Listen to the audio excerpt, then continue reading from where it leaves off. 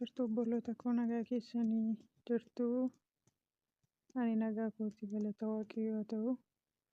Inni nagaa keenya eegee guyyaa har'aan nu ga'e waaqayyo kun eebbifame haa ta'u. Akkam jirtu jajjabaattu. Hojiin akkam isinitti jira.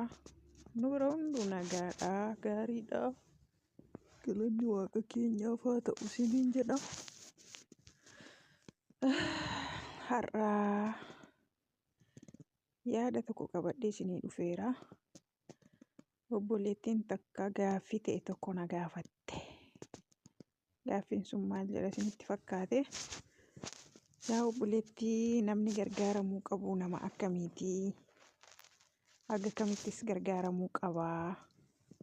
Akkamittis gargaaramuu qabaa naan jette. Egaa obboloota koo kun hunda keenya jalaa kan dhokate miti. Egaa hundumti keenyayyuu bu'aa bayii keessa dabarsinee mudannoo muuxannoo qabnurraa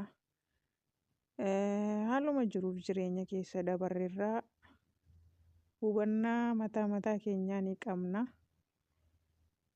Kanaafi waanuma qabnu yaaduma qabnurraa walii qoonnaa jechuudha.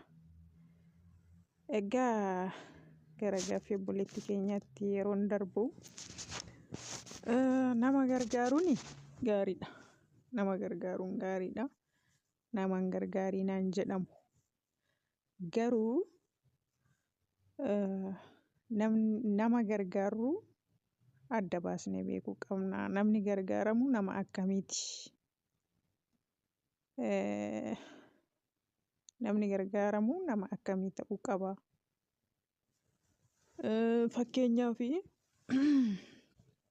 Fakkeenyaaf amma nama harka miila fayyaa qabu, nama uumaansaa fayyaa godhee isa uumee, nama humna qabu, nama bobba'ee galee hojjetatee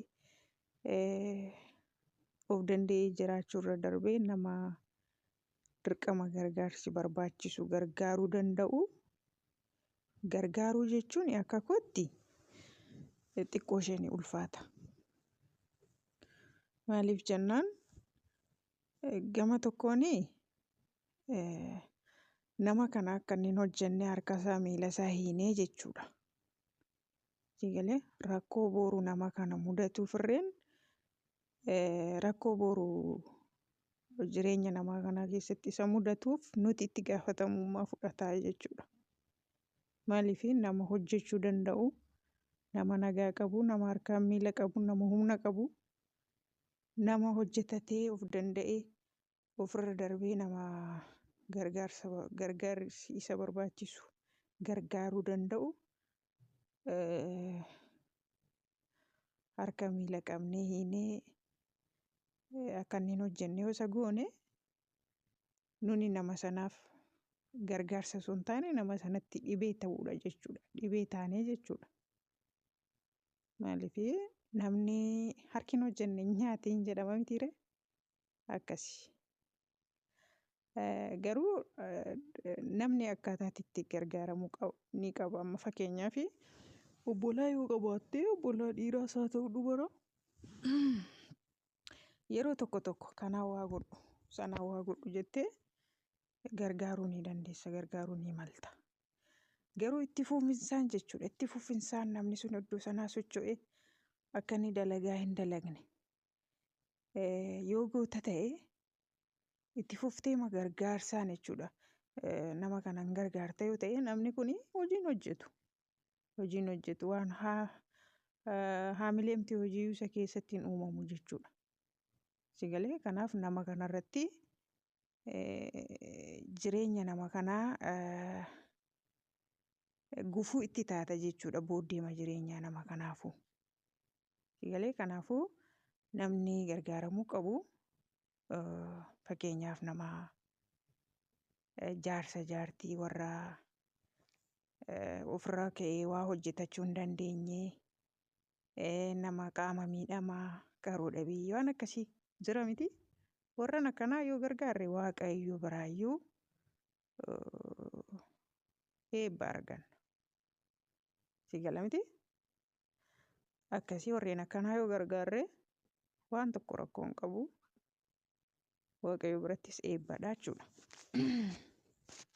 Akka waliigalaatti garuu bakki nuti namuma fayyaayyuu namuma hojjechuu danda'uyyuu yeroo itti gargaaru ni jira. Garuu nama sana itti fufnee bakka dirqama bakka namni sun akkan hojii akka inni bahee hojii hin hojjenne gochuu hin qabnu jechuudha.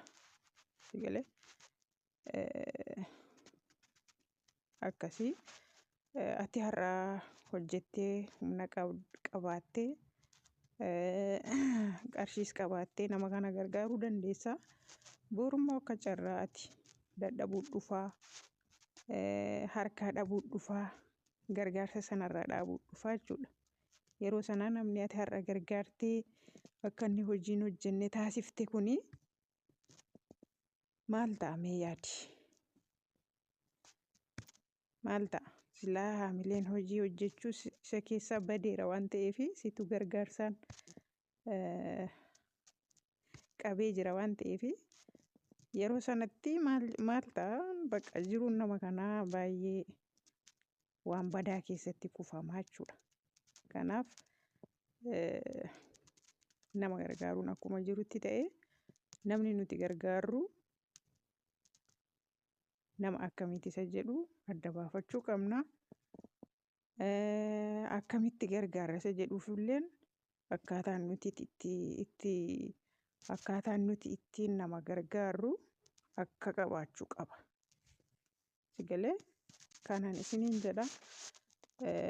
Walumaa gala garuu nama hin gargaarinaa.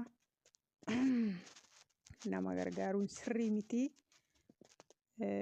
Inni jedhu dogoggoradha. Nama gargaaruun akkuma jirutti ta'ee garuu hubannoodhaan nama gargaaruun immoo gaariidhaan isiniin jedha. Obboloota kana ammallee jechuudha warri gaaffii qabdanii rakkoon qabu nu gaafadhaa koomentiirra nu kaa'aa keessaan illee nu gaafachuu dandeessu. Amma beeknurraa amma yaaduma qabnurraa waliif qoodaa deemna. Kanaan isiniin jedha.